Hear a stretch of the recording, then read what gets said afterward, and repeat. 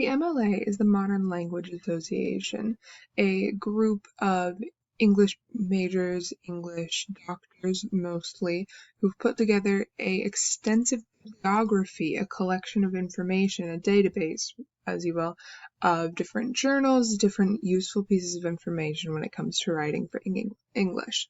So their very first step is to access the MLA International Bibliography via the school website. Go ahead and take a moment to pause this video, go access the MLA via the school website. Once you're up to this page, you're going to go ahead and sign in. Just sign in with your username and password. It's the same as your regular All Access Pass. And once you're all logged in, this will give you access to features like folders, which means that you're able to save information. Any story under the sun, and we're just going to do a really wide blanket search. Let's say I want to use the lottery. Okay, so we've got 131 results. That's a very reasonable number. But we want to make sure that we're going to get things written recently, because here's the thing. After about 1970, that's when they introduced critical theory into writing for English, which means that about anything written before 1970 just isn't going to be that good of a read. We're also going to use this option linked full text, because I don't know about you, but I'm not really a fan of waiting 2 weeks on interlibrary loan when this project is due in a week. We're going to exclude dissertations, because as much as I love college students, they don't always write the thing that's going to help you write the best paper. And we're going to find something that is exclusively peer-reviewed.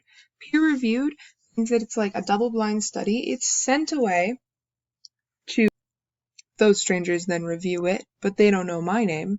They respond to the paper, they respond to the publishing company or to the journal, and they say, well, it's really good. These are some flaws. These are some strengths. And then once they get it back, they decide whether or not they want to publish it or how they want me to revise it.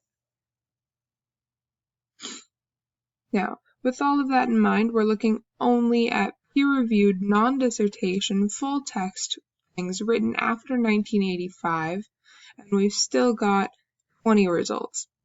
Honestly, I'm really lazy. I want to narrow it down to like 10 results. We're going to go ahead and select academic journal and bring it into like maybe 2000.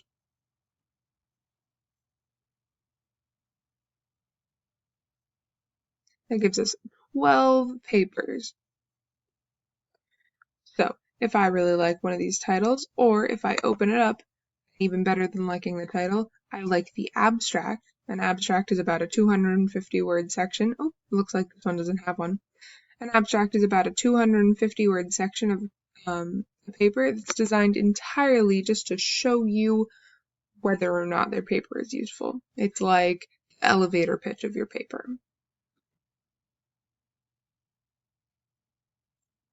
Let's say we go ahead and open up this paper, The Ambiguity of Quantifiers. Read through the abstract. So I read through the abstract, but maybe it's not that useful. So even though I only have 12 options, I'm not coming up with the options that I want.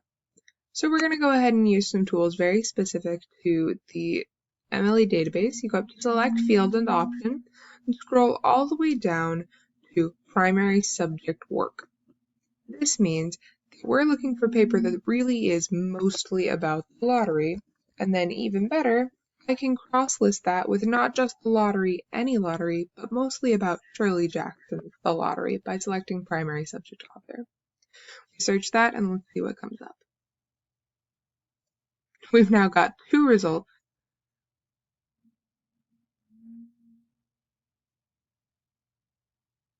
And it looks like this looks pretty useful to us with arbitrary condemnation and sanctioned violence in Shirley Jackson's The Lottery.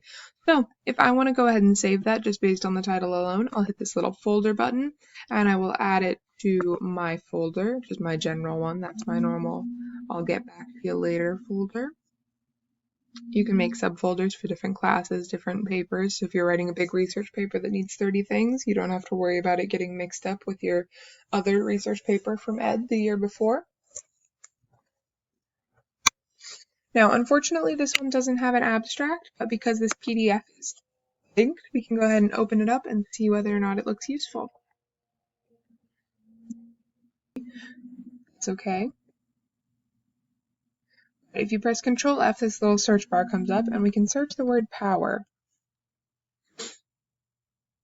And now already I know there's at least an entire paragraph of text that's just around the power that Mr. Graves, Miss Summers, and know immediately that this looks like a pretty useful paper. Let's go ahead and go back up to the top and read that paragraph that was italicized, because that paragraph that's italicized looks. Once you've read through that section, if you decide that this is going to be a useful paper for you, you just go ahead and save it, keep it in mind, and you're going to write your annotated bibliography section on it and go ahead and send it to me by tonight at 8 p.m. Thanks so much for watching.